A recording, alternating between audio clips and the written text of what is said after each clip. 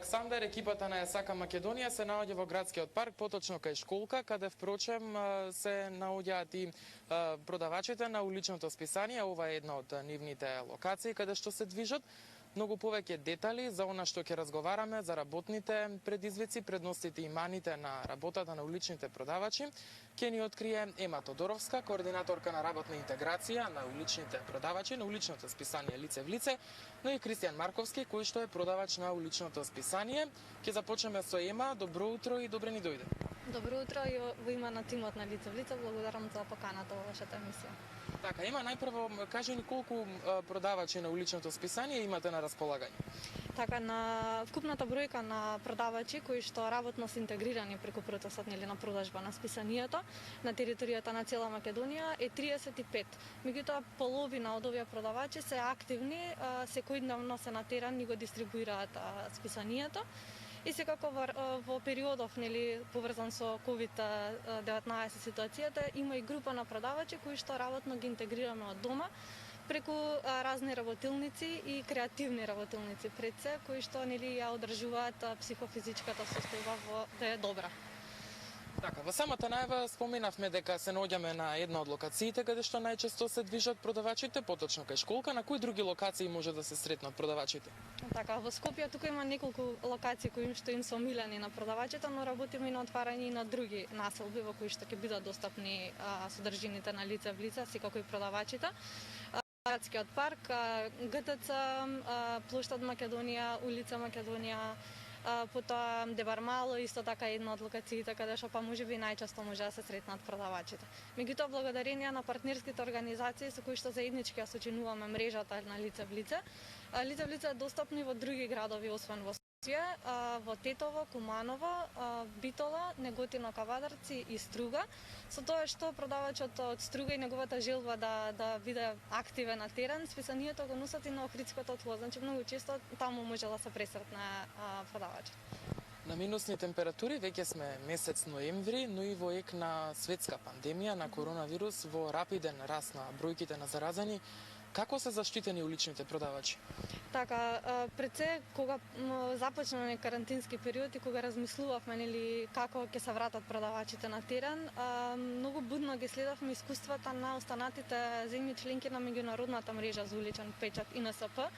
И тие секој си имаше развиено, секоја земја си имаше развиено свој модел, па некако така заклучевме и ние дека најдобро е да постапуваме локално и секоја од организациите да во свое време кога ќе биде спремна и со свое темпо да ги враќа некако продавачите. Оно што прво што го направивме е дека обезбедивме заштитна опрема за секој продавач, заштитна маска, дополнително визир, ракавици, средство за дезинфекција исто така. Но и направивме една серија на обуки преку кои што ги храневме со информации продавачите за тоа каков е начинот на трансмисија на COVID-19 и како можеме да се заштитиме од него. И при тоа имавме на ум дека продавачите се присутни постојано на терен и дека тие може да бидат и промотори на заштитата на јавното здравје.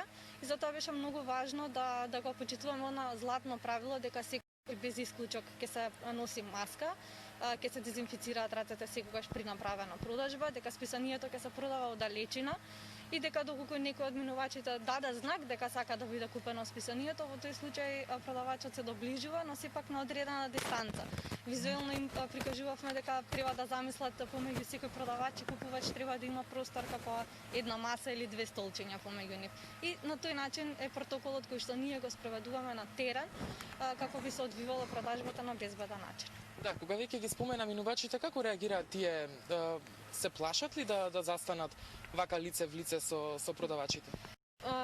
Имајќи во предвид дека се почитуваат оние три најважни правила: заштитна опрема, дистанца и дезинфекција на раце, мислам дека секој од луѓето па и различно реагира. Некој е со страф, некој е свесен за безбедностите мерки кои што ги применуваме, така што би кажала дека секој индивидуално реагира на продавачите. Сега добро утро ќе му посакам и на Кристијан Марковски. Кристијан, добро утро и до тебе. Добро утро на сите гледачи и на водителите во студио. Така, Кристијан, на почетокот колку време си дел од оваа организација? Кристијан Марковски, веќе повеќе од 3 години сум во лице. Ти си вклучен во делот на онлайн електронската продажба на весникот. Кажи ми малку повеќе како оди процесот. Заради пандемијата отворивме онлайн продавница кај што може да се купат списанијата. И јас сум еден од вклучените продавачи со код. Кога го внесувате мојот код купив од Кико, ме поддржувате мене и може да направите годишна предплата на електронско или печатено издание. Како гледачите да го знаат твојот код Кико? Значи, мојот код е купив од Кико и кој сака да ме поддржи, може да ме поддржи од гледачите. Така, дали ти исполнува твојата работа? Значи, ми исполнува мојата работа, во ситуација многу ми исполнува работата и иднина се гледам новинар во некоја телевизија. Така, Кико ни е наш колега, за оние гледачи кои што не знаат. Ема сосема на крај од содржинскиот аспект, што се може да се прочита во ова списание? Така, овој број е посветен на образованието и сите трансформации кои што ги претрпува во овој период, не само образованието како институција, туку и сите вклучени страни. Така што кога се креираше содржината на списанието, беа вклучени токму тие клучни страни, учениците, професорите, дури и родителите. Списанието е достапно и на kupi.licevlice.mk. Би кажала накратко дека Лице в лице некако овој период постојано растеше, па така во овој период развиваме дигиталната платформа која што ќе биде едно интерактивно место каде што секој од нас ќе може да земе учество. Но за ова ќе слушаме многу повеќе во идниот период. Така, Ема, јас многу ви благодарам за разговорот и ви посакувам успешна работа. Исто ви благодариме и на вас. Мими Александар, тоа беше Ема Тодоровска и Кристијан Марковски, толку од нашето второ линковско вклучување.